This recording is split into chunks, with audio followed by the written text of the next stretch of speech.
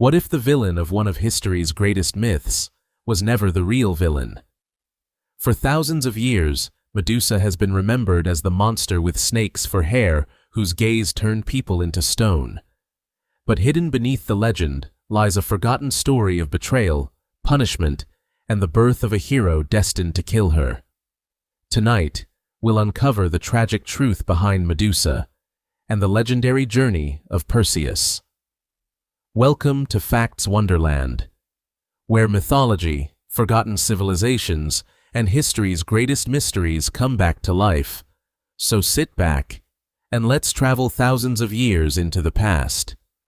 Imagine being remembered as a monster for over 2,000 years, a creature so terrifying that a single glance could turn the strongest warrior into stone. That's how the world remembers Medusa. But what if history got it wrong?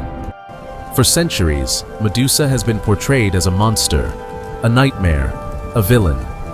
But buried beneath the legend is a story far more tragic than most people realize. To uncover the truth, we have to travel back thousands of years, back to a world where gods ruled the skies and mortals paid the price for their decisions. This was ancient Greece, a land of heroes, monsters, and powerful gods whose moods could shape human destiny. And among all those stories, one woman would become a legend. Before the snakes, before the curse, before the fear, there was simply Medusa, a young woman known throughout the land for her extraordinary beauty.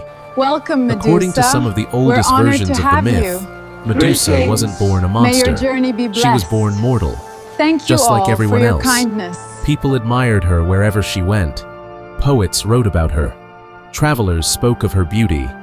And stories about her spread far beyond her hometown.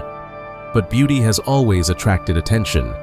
And not all attention is good, especially in a world ruled by gods. Because eventually, someone very powerful noticed her. Someone whose desires often brought chaos wherever he went. His name was Poseidon, god of the sea, master of storms, one of the most powerful beings in all of Greek mythology. And once Poseidon became interested in something, he rarely accepted no for an answer. Meanwhile, Medusa devoted herself to serving another powerful deity, Athena, the goddess of wisdom and war. For Medusa, the temple was a place of peace, a sanctuary away from the pressures of the outside world, a place where she felt safe. But fate has a strange way of finding people when they least expect it. And on one fateful day, everything changed.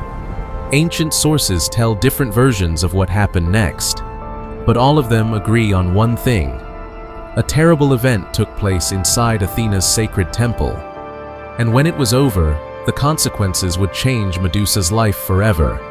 One might expect the gods to help her, to protect her, to seek justice.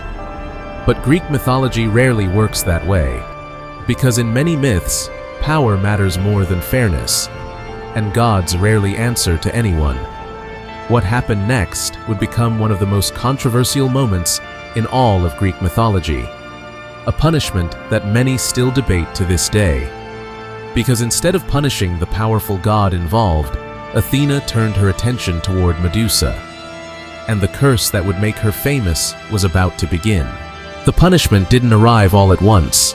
It began slowly, as if something deep inside Medusa was changing, something she couldn't stop. At first, it was her hair, the feature people admired most, the symbol of her beauty. Then, the impossible happened. The strands began to move on their own, alive. Fear replaced confusion, and confusion turned into horror, because Medusa knew exactly what this meant. The curse had begun. But Athena wasn't finished. The curse was about to become far worse. One day, a servant approached Medusa, concerned, trying to help. Neither of them knew what would happen next. The servant looked directly into her eyes, and in an instant, everything changed. The servant froze, not from fear, not from shock, from something much worse. Within seconds, the servant became a statue, perfectly preserved forever. Medusa stared in horror. She never wanted this. She never asked for this. Yet everyone would blame her. Word spread quickly. Stories always do, especially stories involving monsters. Soon, people stopped saying her name. Instead, they spoke about a creature, a beast, a curse walking among mortals. The woman they once admired was disappearing, not physically, but in memory. Eventually, Medusa made a choice. If people saw her as a monster, then she would leave them behind.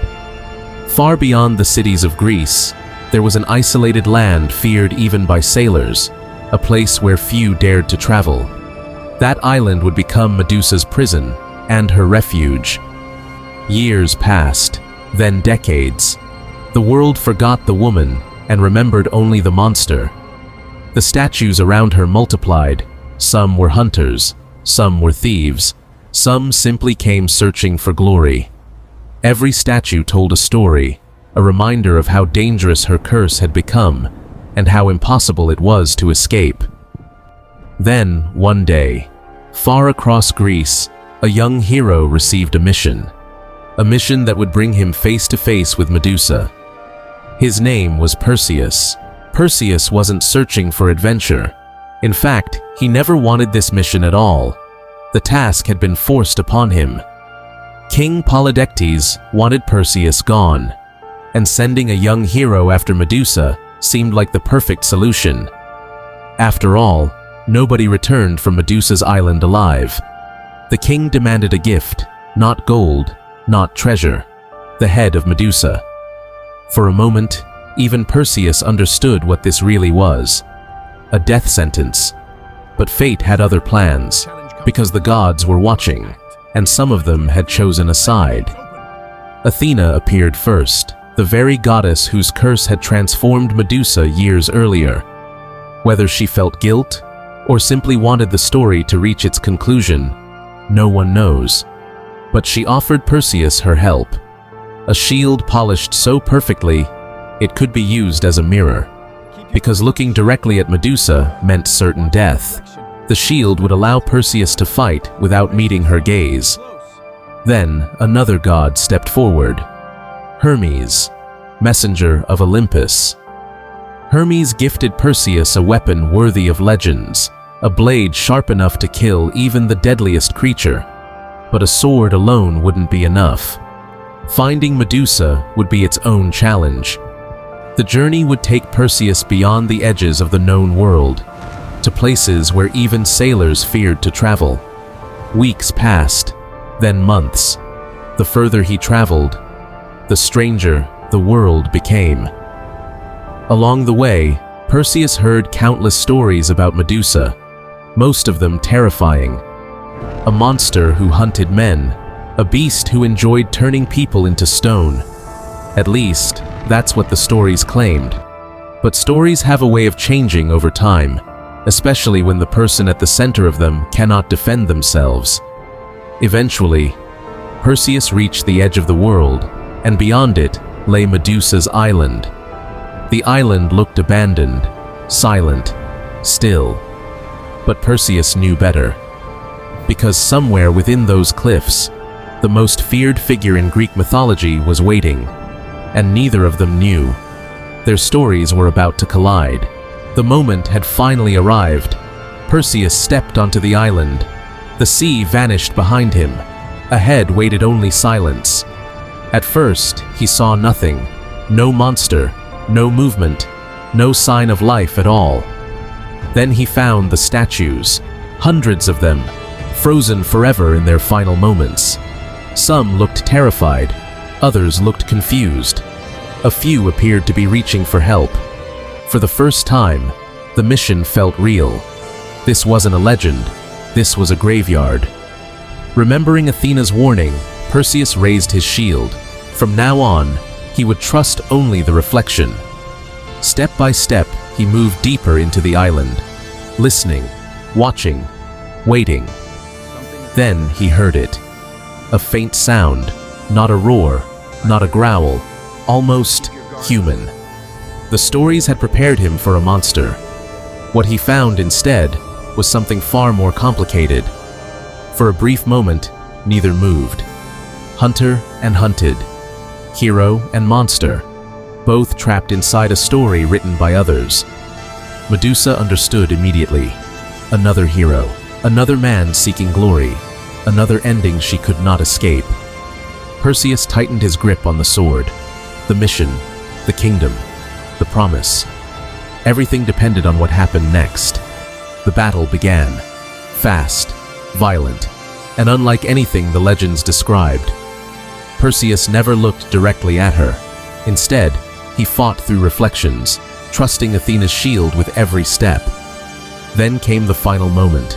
A single opening, a single strike, a single choice. And just like that, the story of Medusa came to an end, or so everyone believed. Because according to legend, something extraordinary happened next. From Medusa's blood emerged Pegasus, the winged horse of myth. Perseus left the island victorious. The world celebrated him as a hero, and history remembered Medusa as the monster he defeated. But centuries later, people began asking a different question. What if Medusa was never the villain? What if she was simply the one who suffered the consequences? History remembers heroes. History remembers monsters. But history rarely remembers the people caught in between. Perhaps Medusa was a monster. Perhaps she was a victim. Or perhaps she was both. The truth is that every myth depends on who's telling the story. And maybe that's why Medusa's legend has survived for thousands of years. Not because it tells us about monsters, but because it tells us about power, about fear, about injustice, and about how easily a human being can become a legend. So the next time you hear the name Medusa, ask yourself one question. Was she truly a monster, or was she simply remembered that way? If you enjoyed uncovering the hidden side of mythology, make sure to subscribe for more legendary stories, forgotten histories, and ancient mysteries. And let us know in the comments.